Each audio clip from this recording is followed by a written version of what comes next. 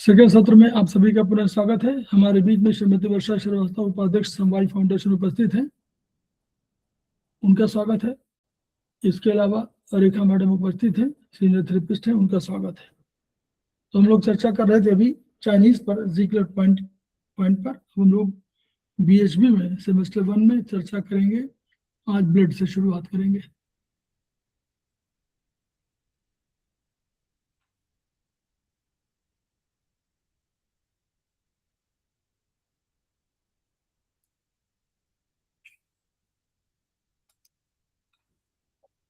ये कौन सी बुक में है सर? ये मानव शरीर विज्ञान, चैप्टर 3। हाँ, यस। कंसेप्ट ये है कि हम लोगों ने अभी पढ़ा था पहले उसमें कि सेल हमारे शरीर का स्ट्रक्चर और फंक्शन, अगर फंक्शन की दृष्टि का है या स्ट्रक्चर की दृष्टि से, तो दोनों का एक हमारा यूनिट है पूरे शरीर का। तो एक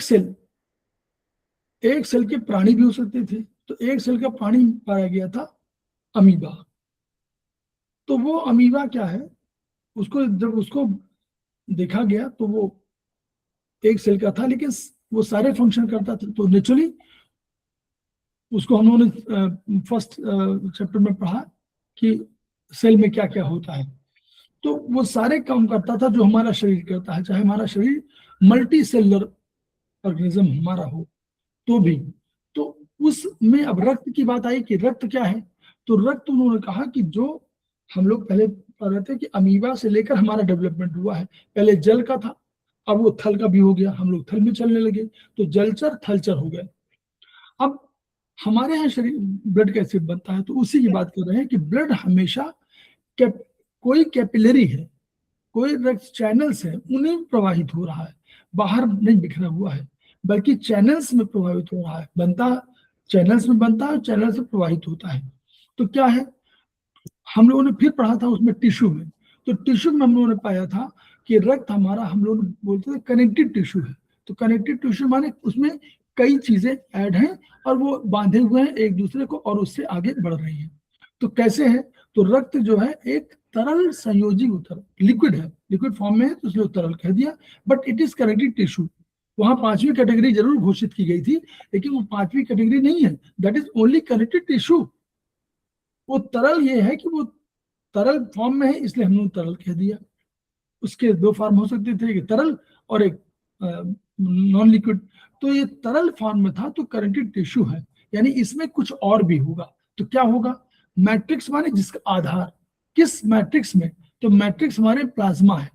तो प्लाज्मा जिसमें वाटर अधिक, कंटेंट अधिक है, तो प्लाज्मा है। और जीवित कणिकाएं यानी कार्पसेल्स जिनको बोलेंगे, ये हमारी रक्त कोशिकाएं हैं, ये उसमें तैर रही हैं। जैसे जल ले लीजिए और उसमें तैरा दीजिए कई चीजों को, मिट्टी है कोई भी चीज है, तो वैसे ही हमारी जीवित कोशिकाएं उसमें सस्पेंडेड फॉर्म में, यानी ऐसा नहीं कि नीचे ऊपर तैर रही हैं, उस फॉर्म में ये है। ये रक्त का पूरा कॉम्बिनेशन है कि मैट्रिक्स है, मैट्रिक्स माने प्लाज्मा, प्लाज्मा है और प्लाज्मा में जीवित रक्त कणिकाएं हैं, वो तैर रही हैं। तो रक्त किनसे बना है, अनेक तत्व। अब जब तत्वों की बात आएगी तो हम लोग देखेंगे बहुत से तत्व हैं, ऑर्गेनिक भी है, इनऑर्गेनिक भी है, ये सब तत्व हैं। और रक्त कणिकाएं हैं और तरल है।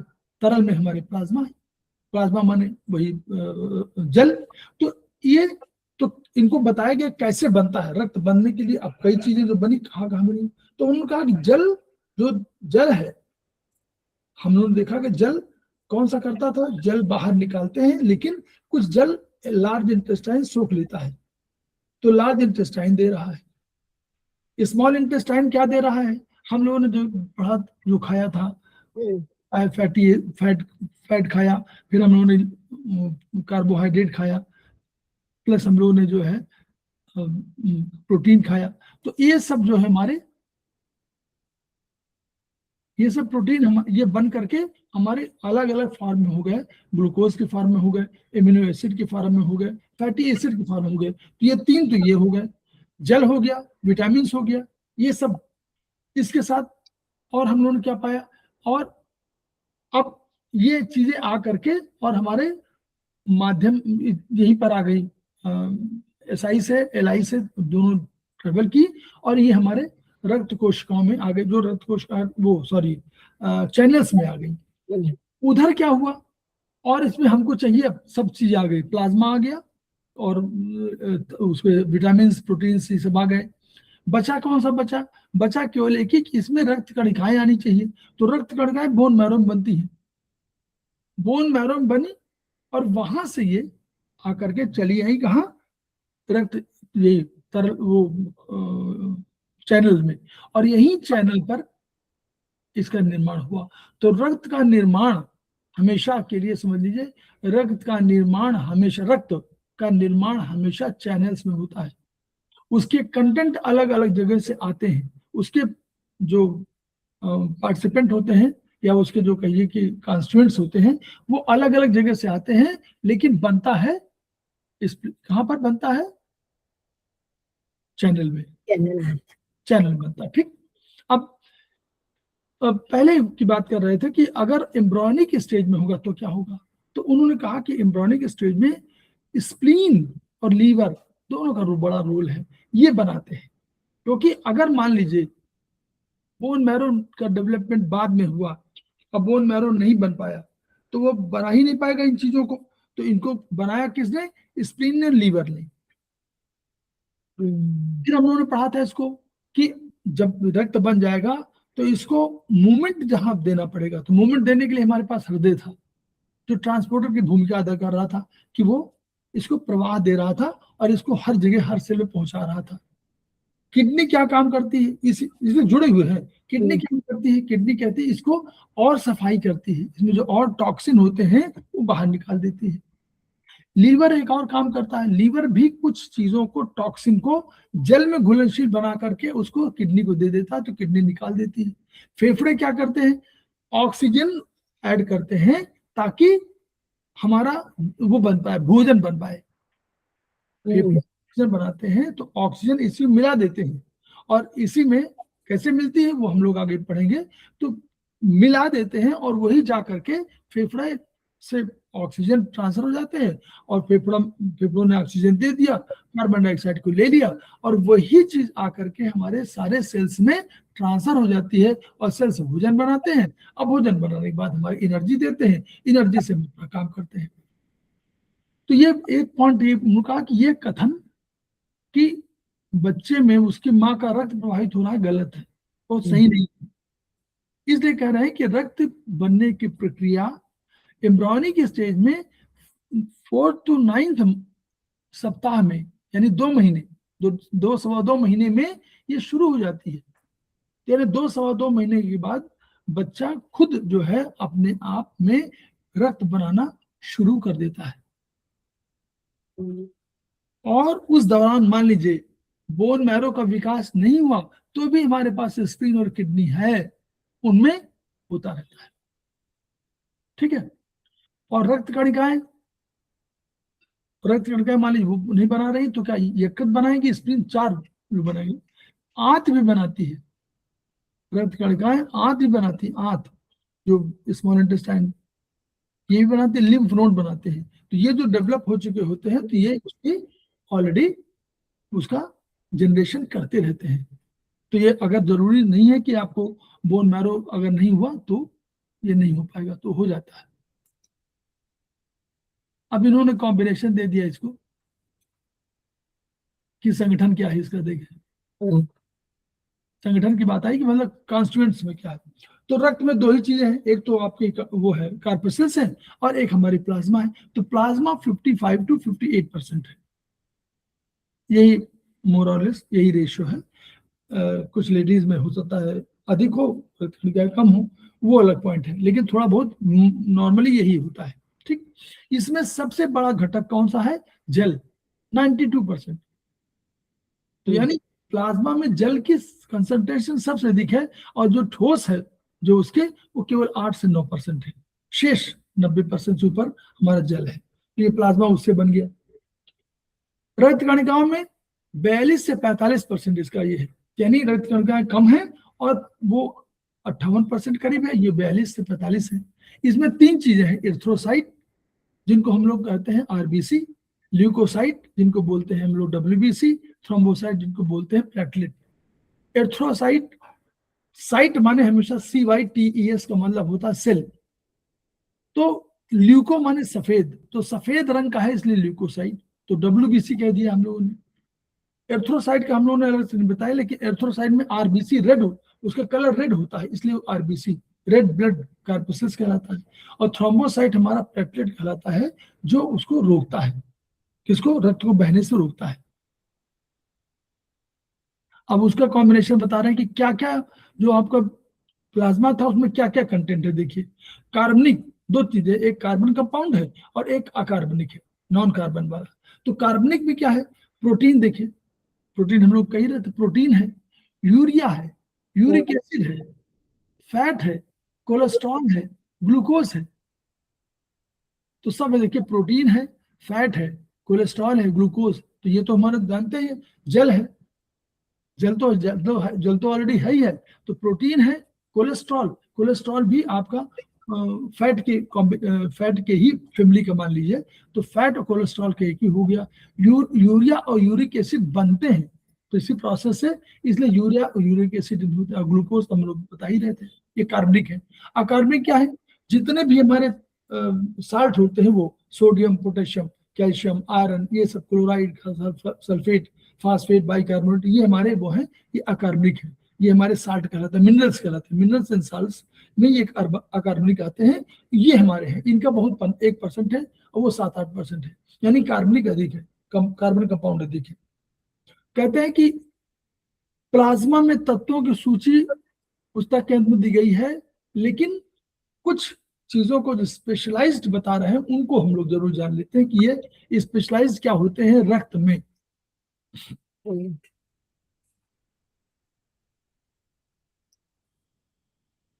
तो उन्होंने कहा कि आप एल्बुमिन, देखिए एल्बुमिन,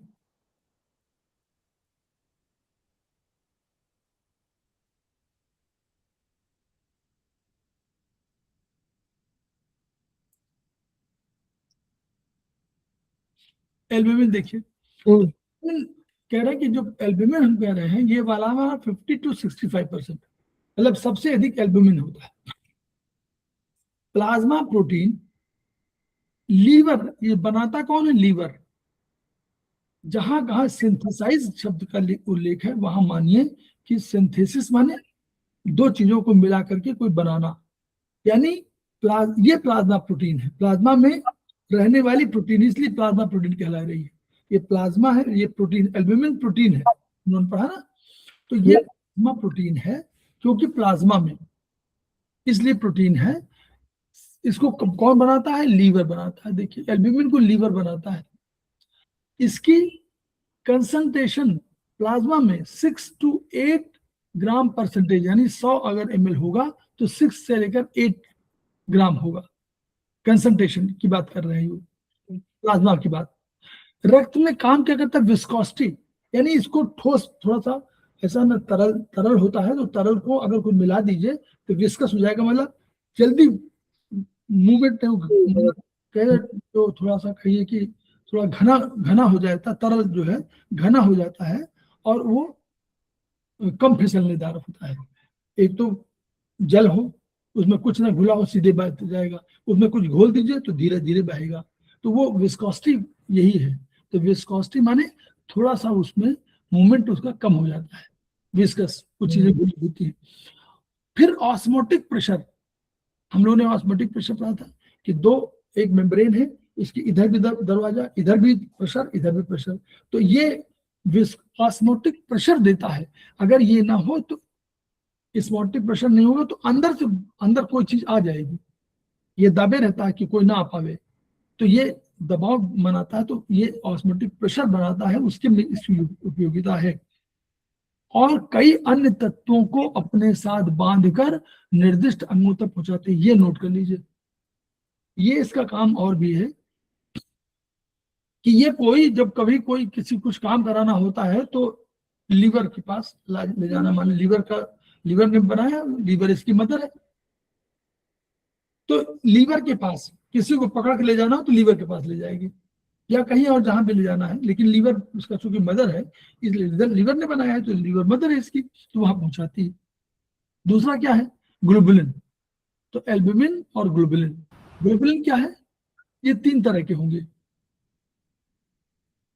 हम्म,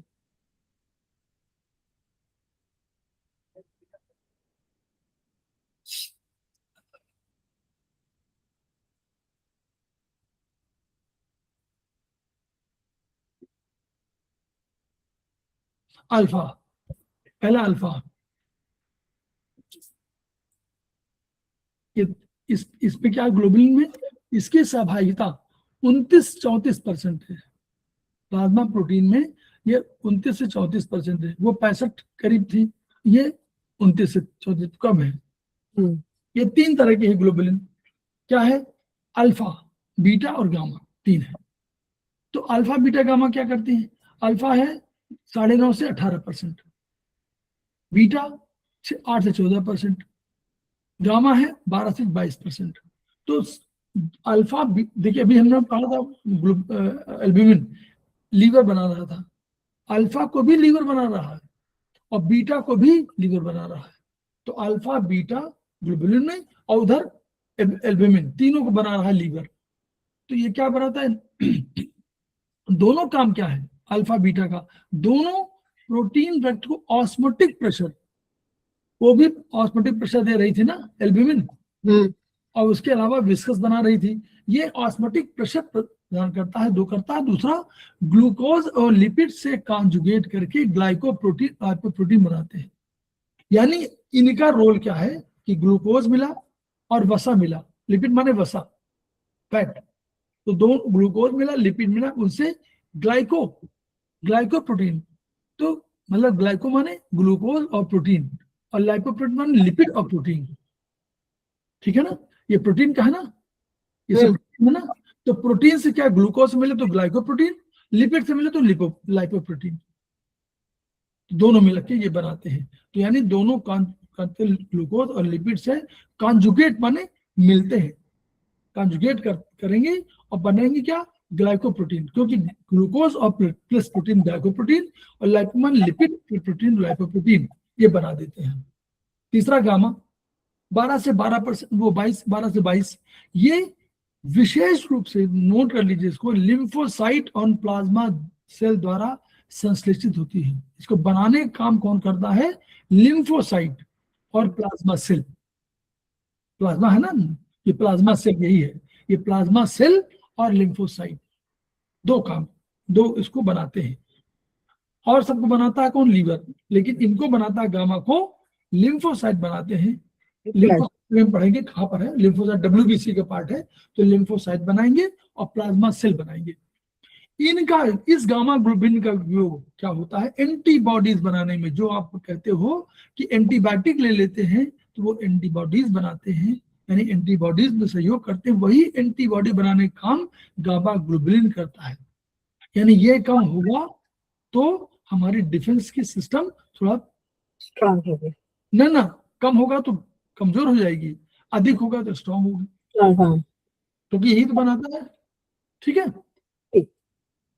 गामा ग्लोबुलिन बनाएगा कौन, बनाएगा लिम्फोसाइट बनाएंगे, प्लाज्मा सेल बनाएगा, और ये भी गामा ग्लोबुलिन यही एंटीबॉडी बनाएगा बाद में, ठीक है। इसी को इम्यूनोग्लोबिन्स कहलाते हैं। ये हमारे 3-4 प्रकार के होते हैं। नाउ थर्ड कम, इसी चीज में ये प्रोटीन है सब, फाइब्रिनोजन, सबसे महत्वपूर्ण फाइब्रिनोजन, ये भी मतलब महत्वपूर्ण सभी है, लेकिन महत्वपूर्ण किस लिए है, दूसरे काम के लिए। ये 6.5 to 8% है। अब देखिए 9, और ये कम हो गया, लेकिन सबसे प्रोटीनों में सबसे अधिक भारी, सबसे अधिक अणुभार की है, 3,40,000 की प्रोटीन है, सबसे देखिए बहुत भारी है। इसका इसका भी बनाता है कौन, लीवर, ये भी लीवर बनाएगा।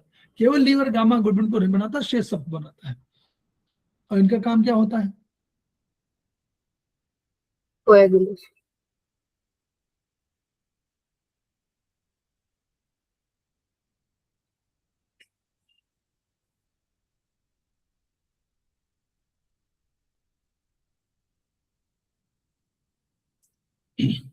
ये कोआगुलेशन प्रक्रिया फाइब्रिन बनाती है। जो हमारा रक्त कभी बहता नहीं है, तो वो यही कारण है, फाइब्रिनोजन। ये उसको थक्के बना देता है, फाइब्रिन में परिवर्तित करता है, और चोट से क्लॉट फॉर्मेशन करता है, यानी थक्का थक्का बना देगा, तो आपका रक्त बाहर निकल नहीं पाएगा, और ऑस्मोटिक प्रेशर देगा। भारी है इसलिए नेचुरली कंटेंट है कोई, तो वो ऑस्मोटिक प्रेशर देगा। तो अब प्रश्न ये आता है कि रक्त में हमारे पास 3 चीजें हैं। एक है प्लाज्मा, एक हमारे पास डब्ल्यूबीसी, आरबीसी और प्लेटलेट, और एक और चीज है फाइब्रिनोजन, और प्लाज्मा का पार्ट है, लेकिन इसको हम तीनों को अलग अलग कर रहे हैं। एक सेल कार्पोसेल जिनको बोलते हैं, एक प्लाज्मा, और तीसरा फाइब्रिनोजन। तो अगर रक्त में से अगर हम इसमें फाइब्रिनोजन निकाल देंगे, तो हमारे पास बचेगा, जो बचेगा उसको हम बोलेंगे, क्या बोलेंगे, बोलिए? सीरम। हम टेस्ट कैसे करते हैं? हम सीरम का टेस्ट करते हैं। हम कभी रक्त का टेस्ट नहीं करते, हम कहते हैं ब्लड सीरम। तो ब्लड सीरम क्या है? ब्लड सीरम में इसको निकाल देते हैं, फाइब्रिनोजन को। अगर ये रहेगा तो क्लॉट कर देगा, तो हम कोई टेस्ट कर ही नहीं पाएंगे। इसको निकाल देते हैं, इसको निकाल देंगे तो बनेगा सीरम। सीरम में से अगर प्लाज्मा निकाल दें तो बचेगा कौन? डब्ल्यूबीसी, आरबीसी और प्लेटलेट। और अगर सीरम में से आरबीसी, डब्ल्यूबीसी तीनों निकाल दें तो बचेगा प्लाज्मा। क्लियर? चले,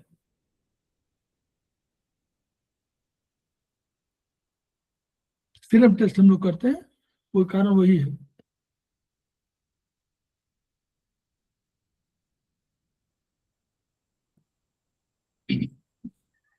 ब्लड सेल्स ये कह रहे हैं सस्पेंडेड फॉर्म में है, तैर रही है। कि जैसे कैसे तैर रही है? जैसे हम लोग न्यूक्लियस पढ़े थे, न्यूक्लियस में हमने कहा था कि साइटोप्लाज्म है। साइटो माने सेल, प्लाज्म उसका प्लाज्म है, तो एक लिक्विड तरल वो भी होती है, जेली नुमा। तो वो उसमें सारे सेल तैर रहे हैं अपनी जगह, एक यहाँ है, एक यहाँ है, एक यहाँ, ऐसे ऐसे रहते हैं उसमें।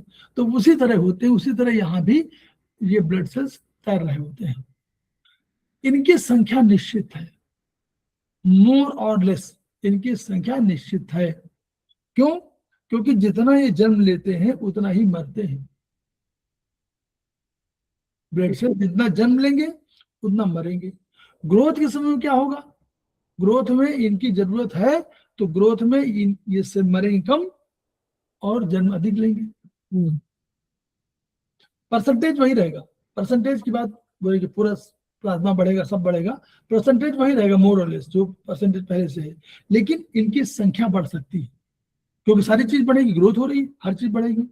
तो ग्रोथ हो रही, तो ग्रोथ में इनकी संख्या बढ़ेगी। लेकिन चूंकि इनके जन्म मृत जन्म में नॉर्मली एक रिलेशनशिप है, उनकी बात, एडल्ट की बात कर रहे हैं कि एक स्टेज आ गई।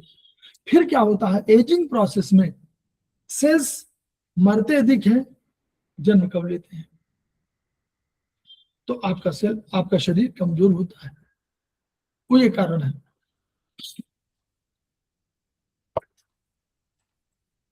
स्प्लीन सभी तरह कणिकाओं का गर्भस्थान है, तो स्प्लीन मारती है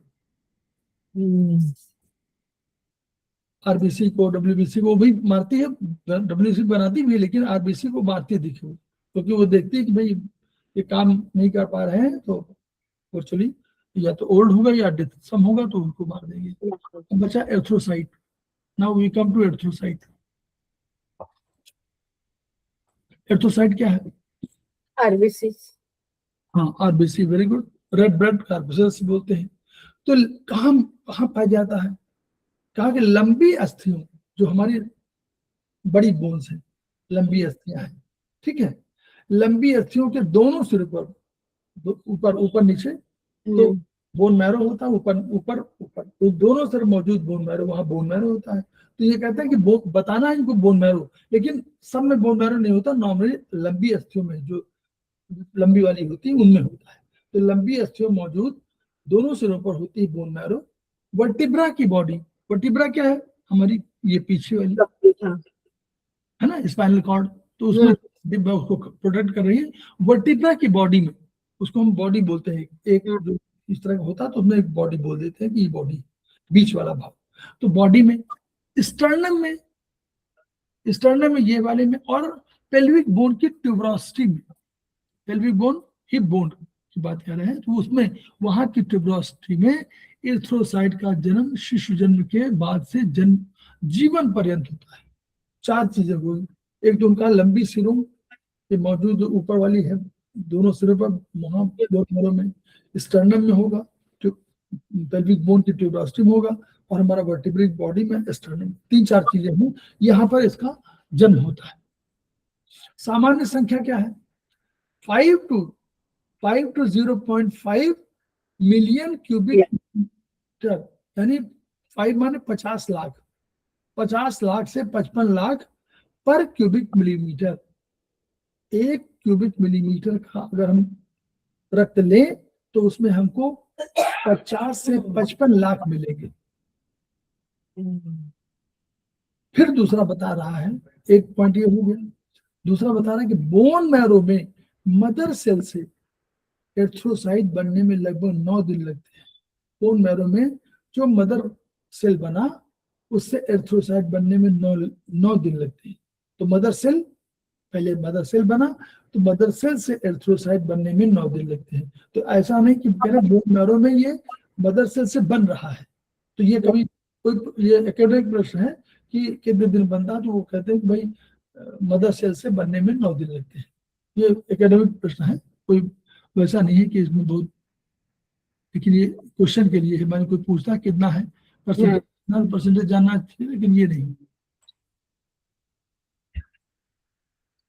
इसका आकार कैसे होता है, आकार इसका बाई कॉन्विकेव, बाई कॉन्विकेव, बाई कॉन्विकेव ऐसे होता है, देखिए ऐसे, हाँ, ऐसे करके होगा ना कॉन्वेक्स, बाई कॉन्वेक्स तो यूं हो जाएगा, बाई कॉन्केव उल्टा हो गया, तो ताकि उसमें अधिक आ जाए, ठीक है।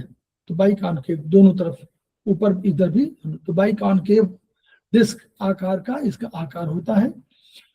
अब ये एकेडमिक है, 7-8 माइक्रोन परिधि का है। इसके साइटोप्लाज्म में न्यूक्लियस नहीं होता, ये हमारा इंपॉर्टेंट प्रश्न है कि न्यूक्लियस इसके उसमें नहीं होता।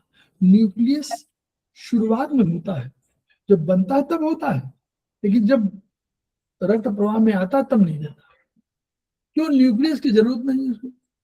न्यूक्लियस माने मालिक, न्यूक्लियस माने प्राण, जो सारा एग्जीक्यूटिव अथॉरिटी, तो जरूरत ही नहीं है इसको। करना क्या है, इसको केवल ट्रांसपोर्ट करना है, यहां से दे दिया और दे दिया, कहा ले जाओ, सेल को दे दिया, जो नहीं दिया तो वापस ले आए। तो इसलिए उसको बहुत कुछ काम नहीं करना है। प्लस दूसरा काम क्या था, जो कैपिलरी है वो आगे पतली होती जाती है। न्यूक्लियस रहेगा तो उसका आकार इतना बड़ा मान लीजिए हो जाएगा, 7-8 माइक्रोन का है, अब बड़ा बढ़ जाएगा, तो ये हर जगह जा नहीं पाएगा, इसलिए दिक्कत रहेगी, इसलिए न्यूक्लियस नहीं होता। Clear madam? यस। न्यूक्लियस न होने के 2 कारण है। एक तो न्यूक्लियस पहले होता है, लेकिन जब सर्कुलेशन में आता है तो न्यूक्लियस नहीं होता, क्योंकि उसको अधिक काम नहीं करना, इसको केवल अपने मालिक जो निर्देश मिला है उसका पालन करना है। निर्देश यही कि जाओ सप्लाई कर दो, लौट आओ, तो कोई जरूरत नहीं, कोई ब्रेन लगाने की जरूरत ही नहीं। तो ब्रेन लगाने की जरूरत नहीं, तो न्यूक्लियस नहीं।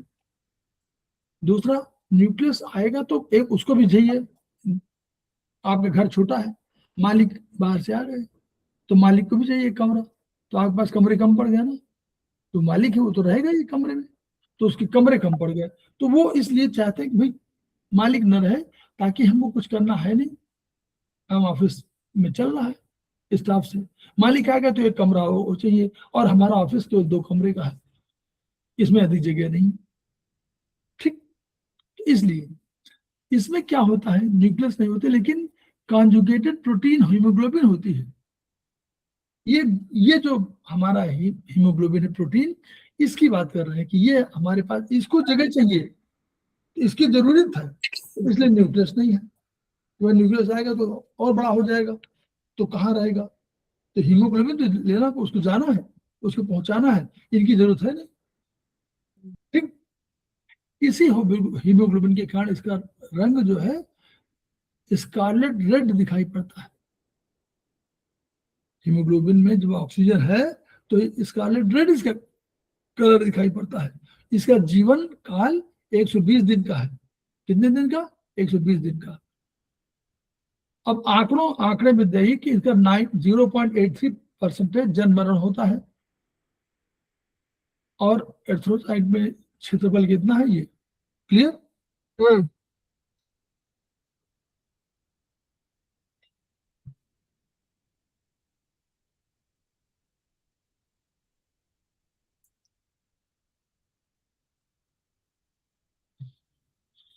संगठन क्या है, कंपोजिशन। कंपोजिशन में देखिए एर्थ्रोसाइट में दो चीजें हैं। एक तो जल कितना है, 60 से 70%। नॉर्मली इतना परसेंटेज यही मोर और लेस रहेगा, हड्डी उड्डी छोड़ दीजिए, अदरवाइज यही रहेगा मोर और लेस 60-70%। जो ठोस है वो 30 से 40%। ठोस में क्या क्या है? कार्बनिक, अकार्बनिक। देखिए कार्बनिक में, अकार्बनिक में क्या है? जो मिनरल साल्ट में sodium, potassium, iron, calcium, chloride, bicarbonate, phosphate, zinc, copper. इधर कार्बनिक में देखिए, समझ 30% से ऊपर है। प्रोटीन देखिए, रक्त है, इसमें प्रोटीन चाहिए ना, लिपिड चाहिए, ग्लूकोज चाहिए, और चाहिए। तो प्रोटीन में क्या, हीमोग्लोबिन है सबसे बड़ी जरूरत है।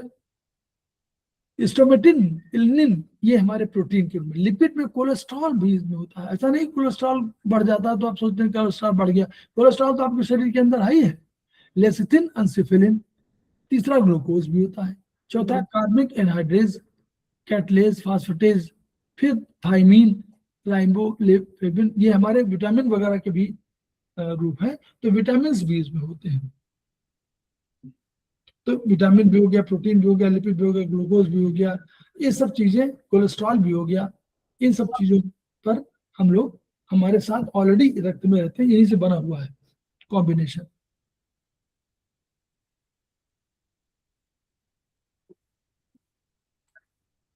हीमोग्लोबिन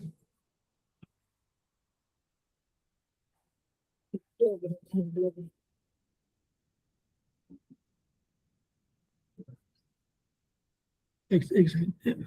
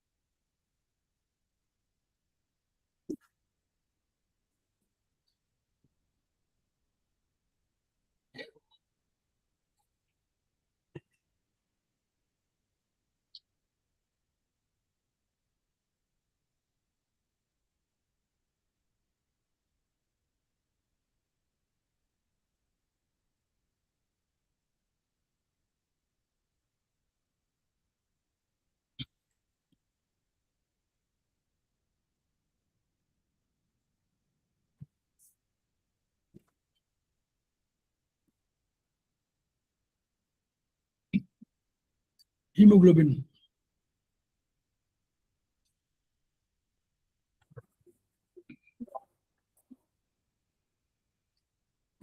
ये वाला एकेडमिक वाला है, देखिएगा। इसमें कह रहे हैं कि एर्थ्रोसाइट में 29 पाइकोग्राम हीमोग्लोबिन एक एरिथ्रोसाइट में, एक एरिथ्रोसाइट में 29 पाइकोग्राम होता है। एक सामान्य स्वस्थ व्यक्ति के रक्त में इसका कंसंट्रेशन 14 ± 1 ग्राम पर 100 ml ऑफ ब्लड, यानी जो ये हीमोग्लोबिन होगी, ये अगर 100 ग्राम ऑफ ब्लड लिया जाए तो इसका वजन 14 से यानी 13 से 15 ग्राम होगा 100। इसीलिए यही हम लोग रेट मानते हैं कि 14 ± 1 होना चाहिए नॉर्मली स्वस्थ व्यक्ति में। तो यानी हुआ 13 से 15 के बीच में, तो यानी 12 से और 15 होता तो हम लोग 15 से 16, 12 से 16 तक होता तो नॉर्मली मानते हैं कि ठीक है। प्रत्येक एरिथ्रोसाइट में 300 मिलियन हीमोग्लोबिन अणु होते हैं। ये एकेडमिक है, लेकिन हमको जो समझना है वो ये है, प्रत्येक हीमोग्लोबिन अणु में एक अणु ग्लोबिन, देखिए कैसे बना हुआ है, देखिए प्रत्येक हीमोग्लोबिन में कॉम्बिनेशन कैसे बना हुआ है, एक ग्लोबिन है और 4 हीम है। प्रत्येक हीमोग्लोबिन अणु में एक अणु ग्लोबिन और 4 अणु हीम के हैं। ठीक है, ये पहले कॉम्बिनेशन समझिए, ग्लोबिन और प्लस 4 हीम और एक ग्लोबिन, ये हुआ। दूसरा क्या हुआ, प्रत्येक हीम में, अब जो हीम चार बने हुए हैं, इन हीम में, हीम की बात कर रहे हैं, इसमें हीम में 4 पायरॉल रिंग्स और फेरस अणु से बना है, यानी उसमें फेरस भी है। यानी हीमोग्लोबिन में क्या हो गया, ग्लोबिन भी है और पायरॉल रिंग भी है और फेरस भी है। क्लियर? यस। और फेरस अणु में लिखा हुआ, फेरस अणु पर एक बॉन्ड ऑक्सीजन को जोड़ने के लिए दिखता है, यानी फेरस अणु जो हमारा है उसमें एक बॉन्ड ऑक्सीजन जुड़ सकती है, उसी में आप जोड़ना है उसको। तो ये इस कॉम्बिनेशन में, तो अब आप फेरस अणु कितने हैं, फेरस अणु कितने हैं, फेरस अणु 4 पायरॉल रिंग बने उसमें होंगे प्रत्येक हीम में 4 और 4 चौको 16, तो 4 हुए तो 4 चौको 16, 4 पायरॉल रिंग 16 होंगे। एक ग्लोबिन के साथ 4 हीम है और एक हीम के साथ 4 पायरॉल हो तो 16 हो गए और 4 फेरस अणु हो गए। क्लियर?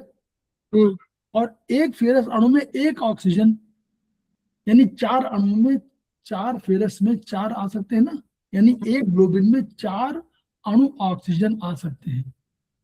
क्लियर? यही तो कम इससे बन जुड़िए, 4 अणु हीम के हैं, ये हीम, एक अणु हीम में कितना है, 4 पायरॉल रिंग है और फेरस अणु है, तो 4 फेरस अणु हो गए। एक फेरस अणु पर एक बॉन्ड ऑक्सीजन, यानी एक ग्लोबिन में, एक हीमोग्लोबिन में 4 ऑक्सीजन जुड़ सकते हैं। ये समझना महत्वपूर्ण है बस इसमें, और तो अब एकेडमिक है, उसमें बहुत चिंता नहीं है। रासायनिक सूत्र को बहुत बनी है, हीमोग्लोबिन कैसे बनी है ये उसका वो है। अब ये थोड़ा सा एकेडमिक है।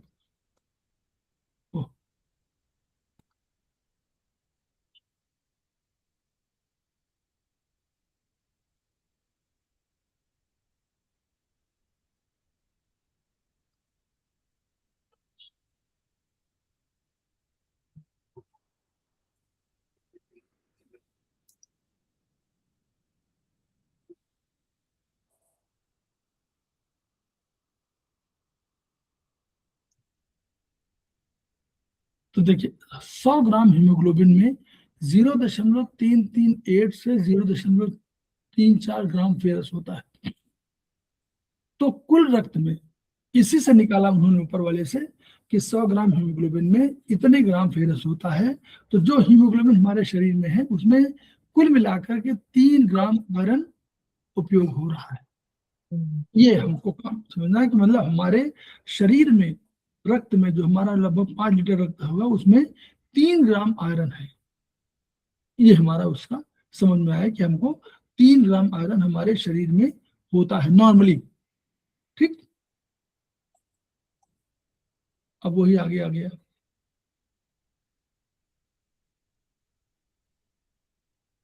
अब एक अणु, अभी आ गया ना, एक फेरस अणु पर ये लिखा हुआ है, एक अणु हीमोग्लोबिन, एक अणु हीमोग्लोबिन पर 4 अणु ऑक्सीजन के जोड़ने की क्षमता है। यही तो लिखा था, एक अणु अगर हीमोग्लोबिन होगा तो 4 जोड़ सकता है।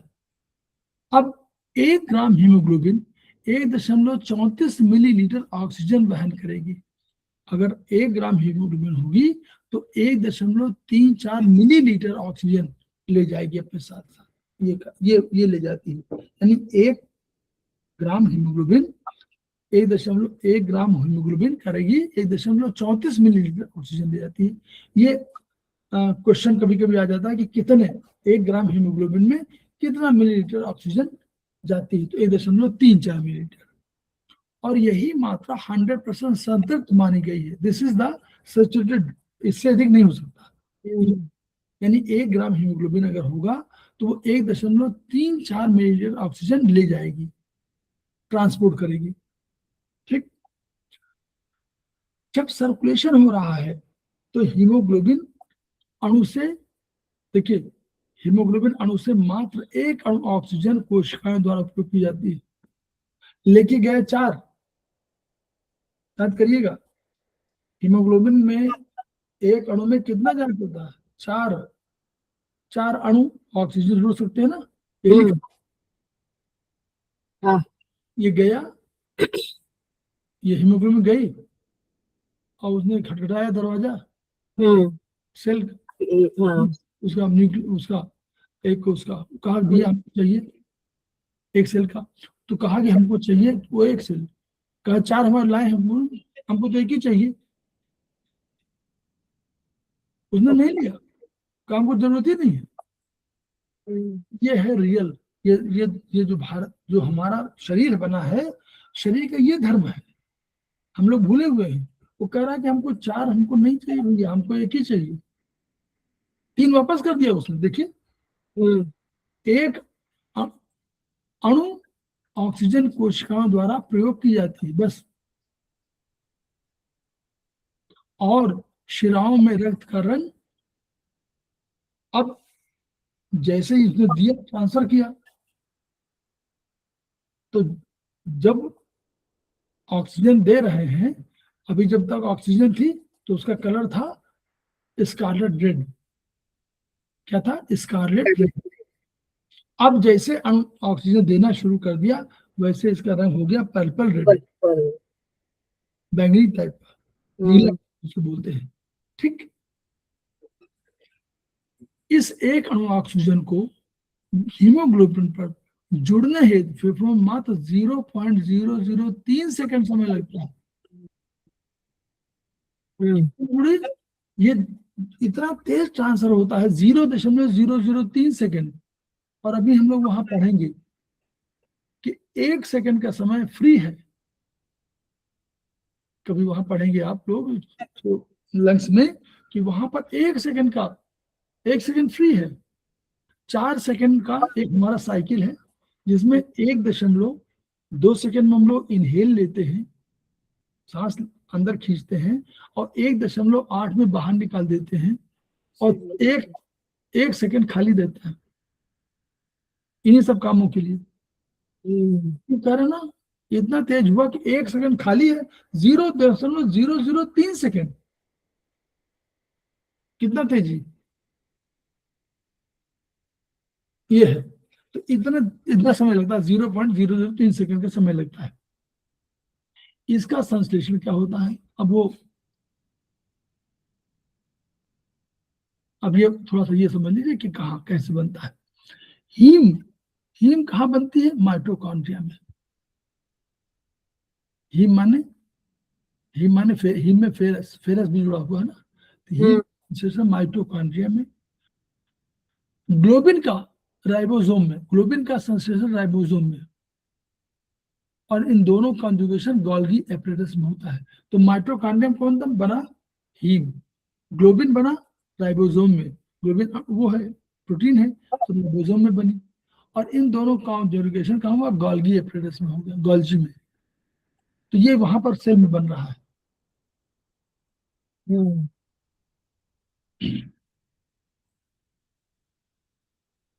ये आगे काम देगा ना कैसे।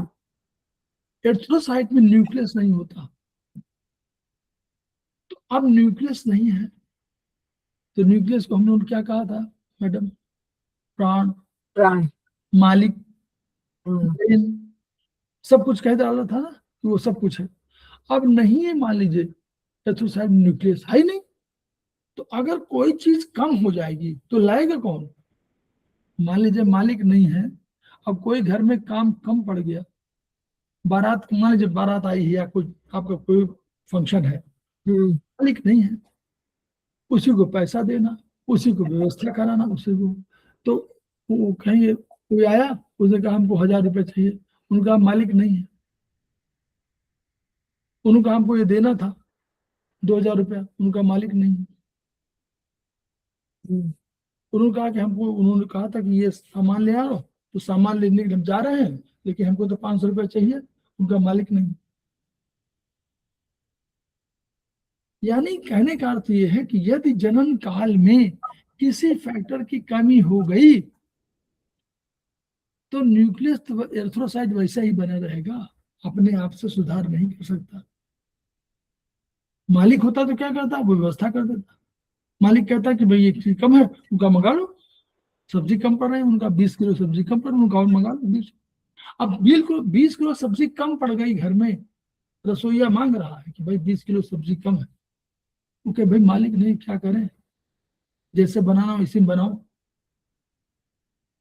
नहीं ना, मतलब यस, कोई फैक्टर कम पड़ गया, पहले से ही कम हो गया, अब कोई नहीं सुधार सकता क्योंकि न्यूक्लियस नहीं है। ये इसका निगेटिव पॉइंट है। तो सामान्य इसकी कमी कारण सामान्य मात्रा हीमोग्लोबिन की संश्लेषित न हो सकी मान लीजिए, तो उन फैक्टरों के उपलब्ध कराने के बावजूद मौजूदा एरिथ्रोसाइट में ग्लोबिन की मात्रा नहीं बढ़ेगी, क्योंकि वो तो उसमें न्यूक्लियस है ही नहीं, कौन उसको और आदेश देगा कि ये काम करो। लेकिन अब क्या कर सकते हैं हम लोग, जो नए एरिथ्रोसाइट बन रहे हैं ना, मर रहे हैं, बन रहे हैं, यही तो हो रहा है, तो जो नए एरिथ्रोसाइट बनेंगे उसमें हम लोग कर सकते हैं, जो नए एरिथ्रोसाइट बनेंगे वो फैक्टर अवेलेबल कराएंगे, तो जो नए एरिथ्रोसाइट बनेंगे उनमें हो जाएगा। क्लियर? ये क्लियर कि नहीं? यस, ठीक, ये तो सरल है, सरल हो गया ना। ठीक, जो नए बनेंगे वो तो उनमें उनमें हम फैक्टर दे रहे हैं, वो तो वो फैक्टर मिल जाएंगे उसको, लेकिन पुराने वाले में नहीं हो सकता क्योंकि पुराने वाले में न्यूक्लियस नहीं है, इन कारणों से। अब हीमोग्लोबिन हम लोगों ने पढ़ा था 120 दिन का इसकी लाइफ है, तो कभी तो मरेगा, उसकी बात कर रहे हैं कि कैसे होगा। रक्त परिसंचरण में एरिथ्रोसाइट अपना 120 दिन जीवन यापन कर लेता है। तो क्या हो रहा है, जल से घिरा हुआ है, तो जल सोकर फूल जाएगा, याद करिए ना, मूवमेंट हो रहा है जल का बाहर अंदर बाहर, तो इतने दिनों तक रहा तो जल सोकर फूल जाता है, फूल गया तो आकार चेंज हो गया। हमारे जो सेना सिपाही घूम रहे हैं रक्त में, उनको सब मालूम है कि भाई हमारा ये अपना आदमी है, ये नीली ड्रेस पहनता है, जूता ऐसे पहनता है, ऐसा कॉलर लगाता है, ऐसा हमारा ये है, वो है, हमारा टाई है, हमारा बांधता है, सब मालूम है उनको, कलर हमारी इस तरह के है, वो पहचान रहा है। अगर इसके अलावा दूसरा आदमी आ जाए आपकी आपकी किसी बिल्डिंग में, तो आपका गार्ड क्या करेगा, वो कहेगा ये तो बदमाश आदमी, ये तो हमारा आदमी नहीं, जबकि उन्हीं का आदमी है। वो किसी तरह आए, मान लीजिए चोट लग के आ जाए, किसी तरह आ जाए, तो आपको क्या लगेगा, अरे ये तो आदमी ना, वो पहचाने नहीं पाएंगे उसको कि भाई ये पहचान में नहीं आ रहा, वो लाख कहेगा हम तो आप ही के आदमी का ना, आप दूसरे हो, तो उसे रक्त में पहचान करके रक्त में मौजूद मैक्रोफेज खा लेते हैं, डिशे पर उसको नष्ट कर देते हैं। या स्प्लीन में, या नहीं मान लीजिए वहां होगा, तो स्प्लीन में जब आया तो स्प्लीन में तो गुजरेंगे ही कहीं ना कहीं, तो स्प्लीन में गुजरेंगे तो स्प्लीन के जो वहां डिफेंस वाले हैं वो उसको पकड़कर मार डालेंगे, हीमोग्लोबिन को। ठीक है, एरिथ्रोसाइट, एरिथ्रोसाइट है ना बड़ा सेल, आरबीसी को मार डालेंगे। तो आरबीसी नष्ट हो गया, इसीलिए कब्रिस्तान कहा गया उसको, स्प्लीन को। ठीक, अब हीमोग्लोबिन, रक्त टूट गया, हीमोग्लोबिन भी आ गई बाहर, सब बाहर आ गए ना, जितने भी कंटेंट होंगे उसके अंदर के, वो सब एरिथ्रोसाइट के, वो सब बाहर आ गए। अब क्या क्या आएंगे रक्त में? हीमोग्लोबिन। तो हीमोग्लोबिन, अब हम हीमोग्लोबिन पर चर्चा कर रहे हैं और सबकी चर्चा नहीं कर रहे, हीमोग्लोबिन की चर्चा कर रहे हैं। तो हीमोग्लोबिन में क्या था, हमने पढ़ा था हीमोग्लोबिन। तो ग्लोबिन क्या था? प्रोटीन था, है ना। वहां हम लोगों ने क्या कहा था, ग्लोबिन कहाँ बनता है? माइटोकॉन्ड्रिया में। वो प्रोटीन बनता है उसमें, माइटोकॉन्ड्रिया में नहीं, बल्कि बनता था दूसरा बगल का जो वो है, एक सेकंड, राइबोसोम में, राइबोसोम में बन रहा था। तो राइबोसोम में चला गया, ग्लोबिन वहां चला गया, हीम बचा। ग्लोबिन तो चला गया प्रोटीन भंडार को, हमारे पास थोड़ा रखने का है तो वो रख दिया गया। हीम में दो चीजें थी, पायरॉल और फेरस। याद करिए पुराना, मैडम। हाँ जी। अब याद है ना, पायरॉल और फेरस था। हाँ। तो फेरस चला गया, फेरस आयरन भंडार, फेरस माने आयरन, आयरन भंडार चला गया। अब हाँ। बचा पायरॉल। हम्म। Store house. तो इस, करेक्ट।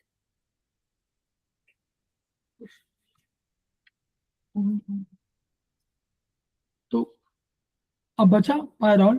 तो पायरॉल से बनता क्या है, बिलीवर्डिन। हम्म। पायरॉल से बिलीवर्डिन बना, बिलीवर्डिन से फिर अल्टीमेटली बिलीरुबिन बन गया। हम्म। प्रोडक्शन प्रोसेस, वहां प्रोसेस हुआ, केमिकल प्रोसेस, उसमें बिलीरुबिन बन गया। ये हमारा पिगमेंट है, ये कोई कलर देता है। ठीक, अब ये बिलीरुबिन, इस बिलीरुबिन को नाम बोलते हैं हम लोग हीम बिलीरुबिन। ये नाम जो बिलीरुबिन है, ये हीम बिलीरुबिन है, क्योंकि हीम फेरस है ना, तो उसी उसी के है। पायरॉल फेरस वाला है, तो हीम बिलीरुबिन है। ठीक है, तो ये अभी जो बनी, ये हीम, हीम से बनी ना, तो हीम बिलीरुबिन है। ठीक, यस। तो ये हीम बिलीरुबिन बनी। ये हीम बिलीरुबिन जल में अघुलनशील है, जल में नहीं घुलती है। अब ये पिगमेंट है, इसको निकालना है बाहर, इसको रखना नहीं है, वेस्टेज है ये। अब ये बनी है, जल में अघुलनशील है। अब घुलनशील कौन बनाए? फिर याद आया कि हमारे पास तो एल्बुमिन, एल्बुमिन प्लाज्मा में, एल्बुमिन, एल्बुमिन आई और उसको पकड़ के ले गई कहाँ, लीवर में, और उसने उनको वहां ग्लूक्रोनिक एसिड से कॉन्जुगेट करा दिया और उसको बना दिया कोल बिलिरुबिन। अब कोल बिलिरुबिन जल में घुलनशील हो गई। उसको बाहर निकालने तरीके बता रहे हैं। ये हीम बिलिरुबिन बनी, हीम बिलिरुबिन जल में अघुलनशील है, नहीं हो सकता है। तो अब इसको क्या करना है, इसको जल में घुलनशील बनाना है। घुलनशील बनाने के लिए हमारे पास एल्बुमिन है, वो एल्बुमिन आई और उसको, उसने कहा था ना कि अपने को बांध करके ले जाती है, तो ये बांध करके इसको अपने बाइंड कर देती है। पहले गांव घरों में होते थे, जब कोई साहूकार, सेठ साहूकार अपना पैसा किसी को देता था, अब वो पैसा वो वसूली नहीं कर पाता, नहीं दे पाता था वापस पैसा, तो उसके ढोर डंगर जो होते, ढोर डंगर जानवर, पशु, उनको आकर वहां पर लठैत आकर ले जाता था कि भैया जब पैसा आ जाए दे देना, है ना। वही ये गई पकड़ के ले आई और कहा ग्लूकोन एसिड कॉन्जुगेट करा दिया और बना दिया जल में घुलनशील कोल बिलिरुबिन। क्या नाम बोले आप सर उसका? कोल, कोल, तो ये लिखा हुआ है। हाँ। हम्म।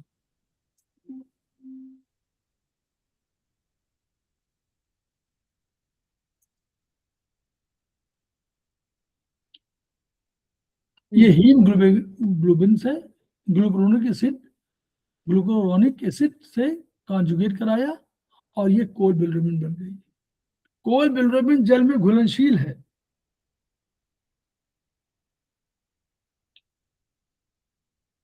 अब लीवर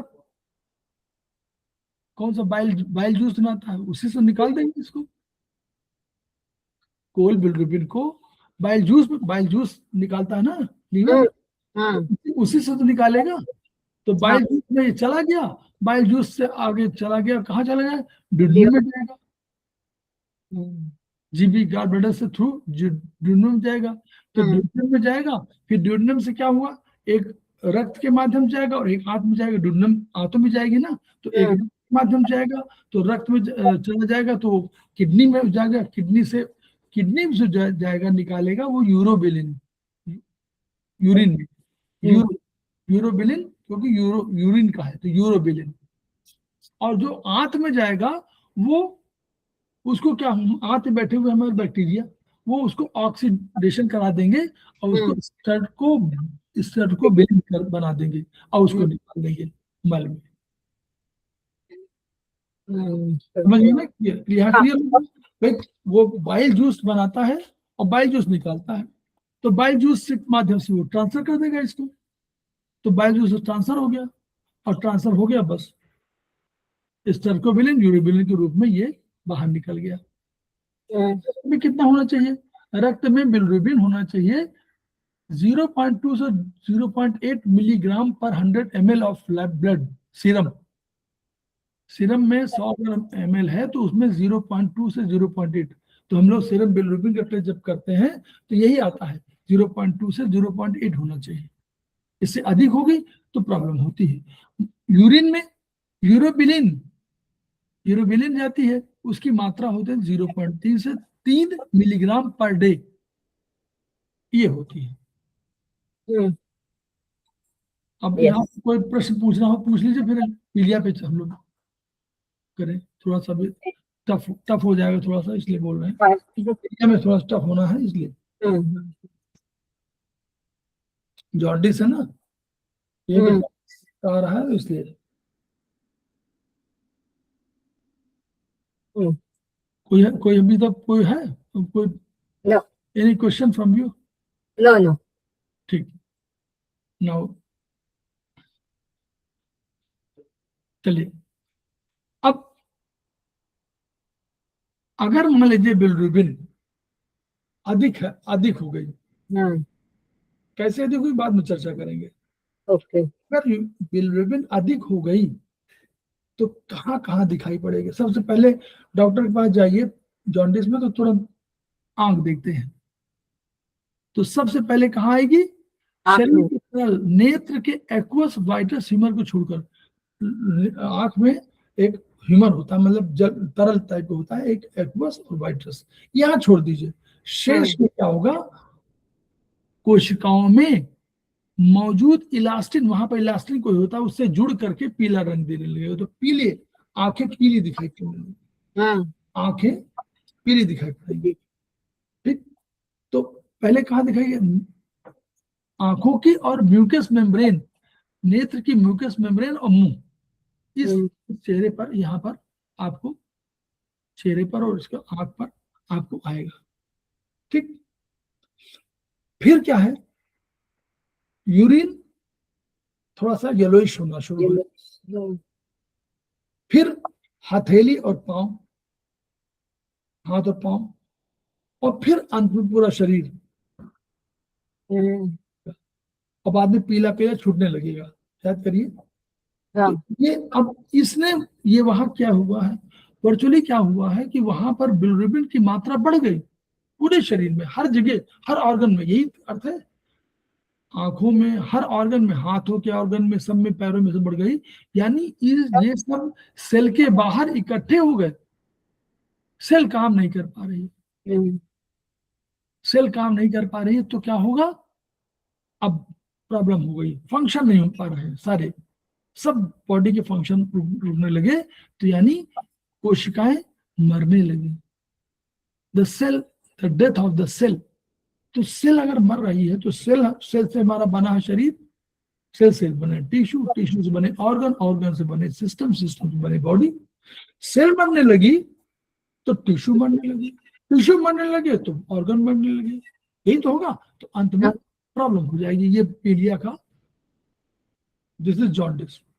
अब जॉन्डिस के 3 तरह की जॉन्डिस होती है। अब लोग यहाँ समझेंगे, अभी तो हम लोग नहीं जाने होंगे, लेकिन अब हम लोग जानेंगे कि 3 तरह की जॉन्डिस होती है। ठीक, तो देखिएगा यहाँ से आप समझ जाएंगे कि 3 तरह की जॉन्डिस क्या होती है। एक होती है प्री हिपैटिक या हिमोलिटिक जॉन्डिस। एक हम लोग क्या कह रहे हैं इसको, सब एक शब्द प्री हिपैटिक माने, हिपैटिक माने होता है लीवर टू लीवर। अब प्री माने लीवर से पहले, यानी लीवर का इन्वॉल्वमेंट नहीं, यही तो मतलब हुआ। हाँ भाई आपके यहाँ आप बाजार 1 किलोमीटर दूर है, बाजार से अपने घर तक आए तो आप यही तो कहोगे ना कि बाजार से अपने घर तक आते हैं तो ये हमको ये मिले, तो ये उसको कहा जाएगा प्री प्री हिपैटिक। तो प्री हिपैटिक माने अभी हिपैटिक का रोल ही नहीं है, तो इसको दूसरा शब्द क्या कह दिया गया भाई लोगों ने कहा प्री हिपैटिक, ये क्या अर्थ है तो बताओ तो कहा, तो कहा हिमोलिटिक। हिमोलिटिक माने ब्लड, ब्लड से कोई बात हो गई। तो अब कहा हिमोलिटिक, क्या कहा तो हिमोलिटिक रक्त में, अब कैसे होगी, रक्त में एर्थ्रोसाइट की हिमोलिसिस, हिमोलिसिस माने मरना, ब्लड सेल्स मरने लगे। तो कौन मरेंगे, आरबीसी, एर्थ्रोसाइट, एर्थ्रोसाइट की हिमोलिसिस हो रही है किन्हीं कारणों से। अब कारण बताएंगे आगे कि कारणों से हिमोलिसिस होने लगी, तो जितना मरते थे उससे अधिक मर रहे हैं। तो हम लोग क्या कह रहे थे कि मरने की दर और जीने की दर दोनों की, पैदा होने की दर और मरने की दर दोनों बराबर, यही तो हम लोग कह रहे थे।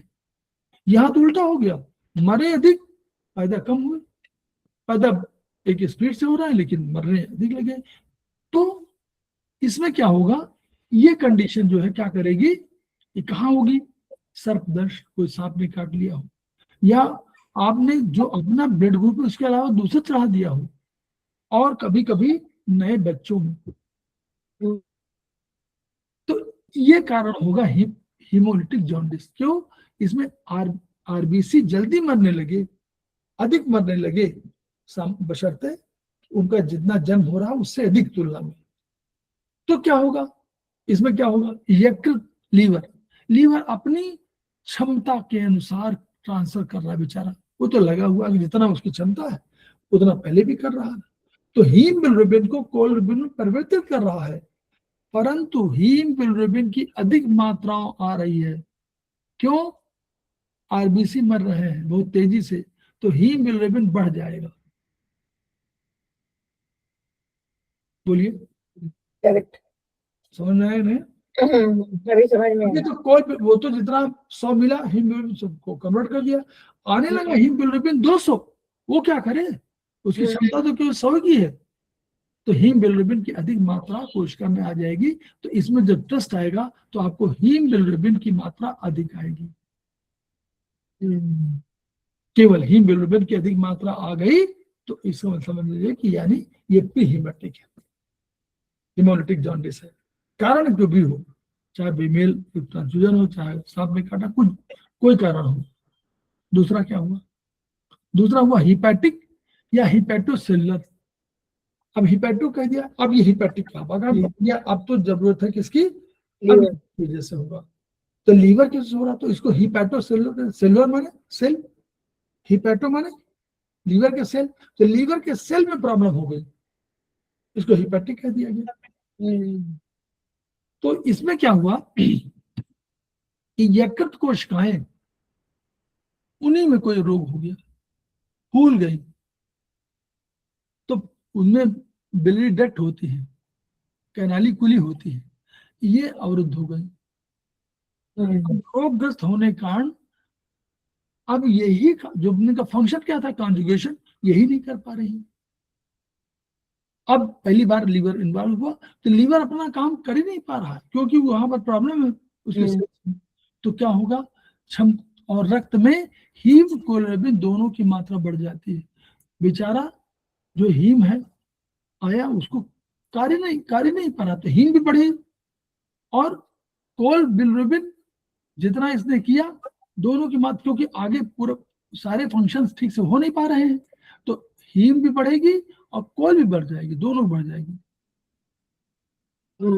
हीम भी बढ़ी और कोल, यहाँ इसमें टेस्ट आएगा हीम भी बढ़ी कोल भी बढ़ गई, कि जितना मान लीजिए आया उसने तो कर तो दिया, वो भी आगे सारा कॉम्बिनेशन, सारा काम एक साथ है ना, आया उसने कोल बिलिरुबिन कन्वर्ट कर दिया, लेकिन अल्टीमेटली वो जो जाना है आगे चल के, वो सब फंक्शन नहीं हो पा रहे, वो भी तो फंक्शन नहीं हो पाएंगे, क्योंकि इसका काम तो आगे भेजना था, सब भेज के जब होता तब ना कोई काम खत्म होता।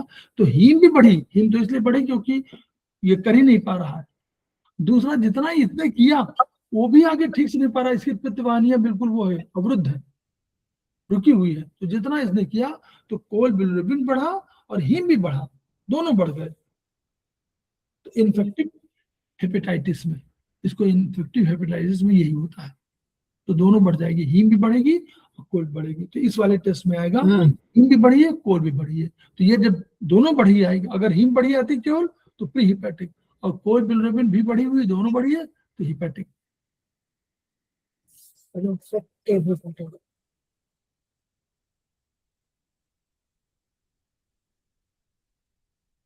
तीसरा पोस्ट हिपैटिक, मतलब हिपैटिक के बाद, हिपैटिक के बाद क्या था, हम लोग यहां से जाएंगे और किसको जाएगा, गार्बेडर को जाएगा, गार्बेडर से आगे ट्रांसफर होगा।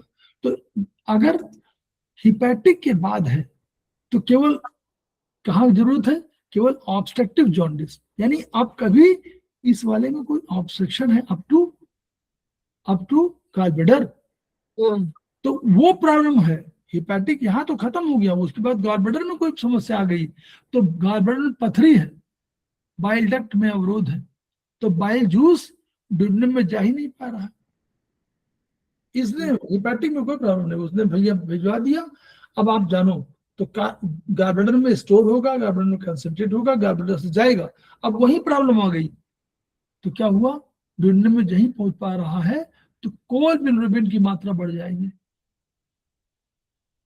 क्यों, उसने तो कोल बिलिरुबिन कर दिया, लेकिन कोल बिलिरुबिन जाए तो जा नहीं पा रहा वहां, फिर बाहर निकलने के लिए वो यही रक्त में पड़ा हुआ है, तो कोल बिलिरुबिन रक्त में बढ़ जाएगी। बोलिए ठीक है, बराबर। अब तो कोल बिलिरुबिन बढ़ेगी, क्योंकि वो तो जा ही बाहर, कोल बिलिरुबिन के बाहर निकलना है ड्यूडेनम से आगे। अब ड्यूडेनम में जा नहीं पाया तो रक्त में तो रहेगी, तो रक्त में इसकी मात्रा बढ़ जाएगी, मूत्र में इसकी मात्रा सामान्य से अधिक होगी, किंतु मल का रंग सामान्य न होगा।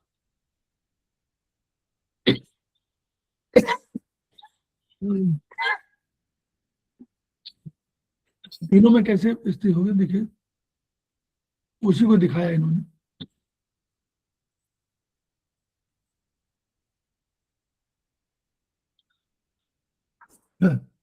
इसमें दिखाया जाए कि सीरम पहले में हीम बढ़ी हुई है, दूसरे में हीम और कोल दोनों बढ़ी हुई है,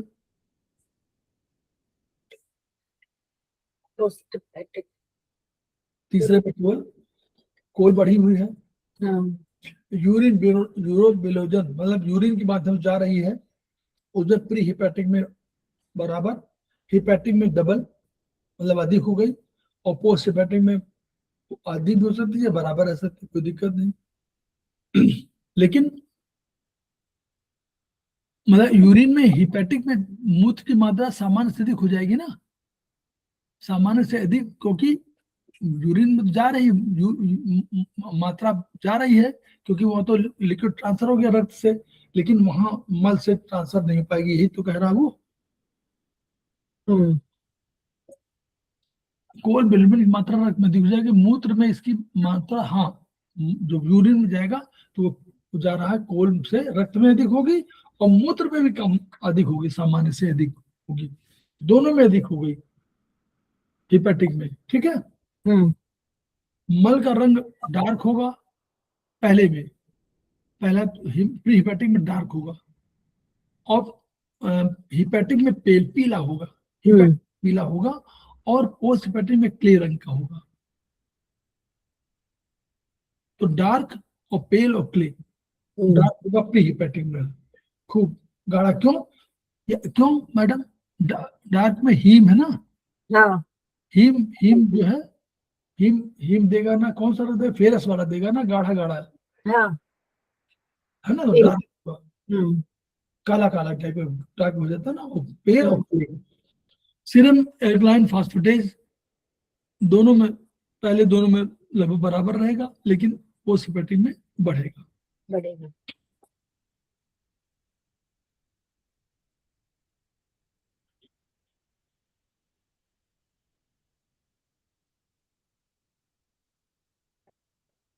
आगे चलना है कि आगे रुकना है? नहीं बस एनीमिया कल करेंगे, एनीमिया और वो ठीक सब ठीक ठीक ठीक ठीक। कल करेंगे। हाँ, जब भी आएगा टर्न, हाँ तो हम लोग खेमका सर को याद करते हैं, उनकी एनर्जी को याद करते हैं, कोशिश करते हैं कि जो हमारे पास ज्ञान है उसको हम लोग ज्ञान को ट्रांसफर करें, ताकि पीड़ित मानवता का उद्धार हो और खेमका सर के सपने पूरे हों। Each one reach one, each one treat one, each one teach one. इन्हीं शब्दों के साथ हम लोग उसको बंद करते हैं और हम लोग फिर से